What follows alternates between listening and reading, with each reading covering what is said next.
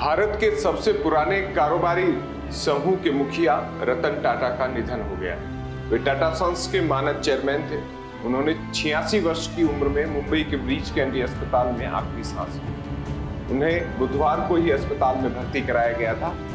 7 अक्टूबर को भी उन्हें अस्पताल ले जाने की खबर आई थी, लेकिन उन्होंने पोस्ट करके कहा था कि वे ठीक हैं, चिंता की कोई बात नहीं। आप देख रहे हैं राजस्थान चौक, मैं हूं अंकित तिवारी।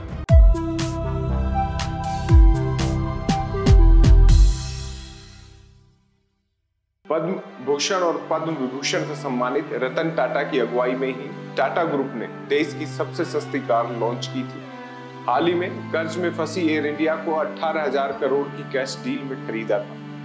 बिजनेस में बेहद कामयाब रतन टाटा निजी जिंदगी में सादगी पसंद इंसान थे और मुंबई में अपने छोटे से फ्लैट में रहते थे। 28 दिसंबर 1937 को नवल और सुनू टाटा के घर जन्मे रतन टाटा ग्रुप के फाउंडर जमशेदजी टाटा के परपोते थे। उनका परिवार पारसी धर्म से है। उनके माता पिता बचपन में ही अलग हो गए थे और दादी ने उनकी परवरिश की थी। 1991 में उन्हें टाटा ग्रुप का चेयरमैन बनाया गया था। रतन टाटा की 4 बार शादी होते होते रह गई थी। ऐसा रतन टाटा ही अपने विभिन्न इंटरव्यू में बताते रहे। एक बार तो शादी हो ही गई थी। जब वो अमेरिका में थे उस समय उनकी दादी ने उन्हें फोन करके बुला लिया। उस समय भारत चीन युद्ध छिड़ जाने की वजह से वे वापस अमेरिका नहीं जा सके। कुछ समय बाद उस लड़की ने किसी और से शादी कर ली।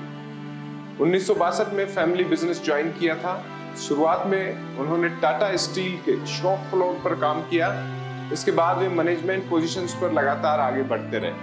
1991 में जे.आर.डी. टाटा ने पद छोड़ दिया और ग्रुप की कमान रतन टाटा को मिली। 2012 में 75 वर्ष के होने पर टाटा ने एग्जीक्यूटिव फंक्शंस छोड़ दिए थे। उनके 21 वर्ष के लीडरशिप के दौर में टाटा ग्रुप ने 50 गुना मुनाफा कमाया। इसमें अधिकांश revenue Jaguar, land rover vehicles और टेटली जैसे पॉपुलर टाटा उत्पादों की विदेशों में बिक्री से आया। चेयरमैन का पद छोड़ने के बाद उन्होंने 44 साल के साइरस मिस्त्री को उत्तराधिकारी नियुक्त किया था। उनका परिवार ग्रुप में सबसे बड़ा इंडिविजुअल शेयर होल्डर था।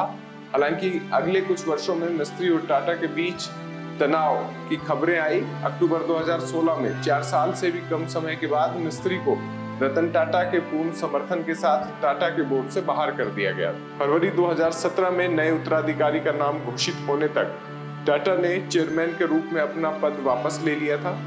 रतन टाटा को बचपन से ही कम बातचीत पसंद थी। वे केवल औपचारिक और जरूरी बातें ही करते थे। वे बुक लवर थे और लगातार अपनी सक्सेस स्टोरीज पढ़ना सुनाना उन्हें बेहद पसंद था। सक्सेस स्टोरियों पर उनके काफी इंटरव्यूज भी वायरल हुए। उन्होंने कहा कि रिटायरमेंट के बाद वे अपने इस शौक को समय दे रहे हैं। 60 और 70 के दशक के गाने सुनना पसंद करते थे। वे कहते थे, मुझे बड़ी संतुष्टि होगी अगर मैं शास्त्रीय संगीत बजा पाऊं। मुझे शॉपिंग पसंद है, सिम्फनी भी अच्छी लगती है, बीथोवन, चैकोस्की पसंद है, पर मुझे लगता है कि काश मैं खुद इन्हें पियानो पर बजा सकता। कारों के बारे में पूछने पर टाटा ने बताया था कि वे कारों से बहुत लगाव रखते हैं। उन्होंने कहा था कि मुझे पुरानी और नई दोनों तरह की कारों का शौक है। खासतौर पर उनकी स्टाइलिंग और उनके मैकेनिज्म के प्रति गहरा रुझान है। इसीलिए मैं उन्हें खरीदता हूं ताकि उन्हें पढ़ सकूं। टाटा ग्रुप की स्थापना जमशेदजी टाटा ने 1868 में की थी। यह भारत की सबसे बड़ी मल्टीनेशनल कंपनी है। इसकी 30 कंपनियां दुनिया के 100 से ज्यादा देशों में 10 अलग अलग बिजनेस में कारोबार करती हैं। अभी एन चंद्रशेखर इसके चेयरमैन है। टाटा सन्स टाटा कंपनियों की प्रिंसिपल इन्वेस्टमेंट, होल्डिंग और प्रमोटर है। टाटा सन्स की 66% इक्विटी शेयर कैपिटल उनके चैरिटेबल ट्रस्ट के पास है, जो education, health, art and culture और लाइवलीहुड जनरेशन के लिए लगातार काम कर रहा है। वर्ष 2023-24 में टाटा ग्रुप की सभी कंपनियों का कुल रेवेन्यू 13,86,000 करोड़ रुपए के करीब था। यह 10 लाख से ज्यादा लोगों को रोजगार देती है। इनके प्रोडक्ट सुबह से शाम तक हमारी आम जिंदगी में शामिल हैं। सुबह उठकर टाटा चाय पीने से लेकर टेलीविजन पर टाटा बिंज सर्विस का इस्तेमाल और टाटा स्टील से बने अन्य उत्पादों का इस्तेमाल आप और हम अपनी आम जिंदगी में लगातार करते रहे। रतन टाटा के कई कोट्स बहुत चर्चित रहे हैं। उनकी सफल जिंदगी का एक सफरनामा उनके उन सक्सेस मंत्रों में लगातार देश और विश्व की जनता ने देखा है, पढ़ा है, महसूस किया है। रतन टाटा कहते थे कि सबसे बड़ा जोखिम नहीं उठाना है, साथ ही उन्होंने एक बार कहा था कि अगर आप तेज चलना चाहते हैं तो अकेले चलें, लेकिन आप लंबी दूरी जाना चाहते हैं तो साथ साथ चलें। एक कार्यक्रम में उन्होंने कहा था कि लोग आप पर जो पत्थर फेंकते हैं उन्हें लीजिए और उनका उपयोग मॉन्यूमेंट्स बनाने के लिए कीजिए। मैं सही निर्णय लेने में विश्वास नहीं रखता, मैं निर्णय लेता हूं और फिर उन्हें सही साबित करता हूं। ये बड़ा चर्चित कोट उनका रहा है।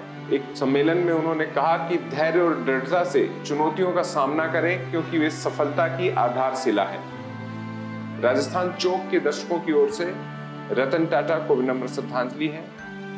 देश के बड़े कारोबारी समूह के विनम्र व्यक्ति का जाना सभी भारतीयों की आंखें नम कर गया है। रतन टाटा को विनम्र श्रद्धांजलि।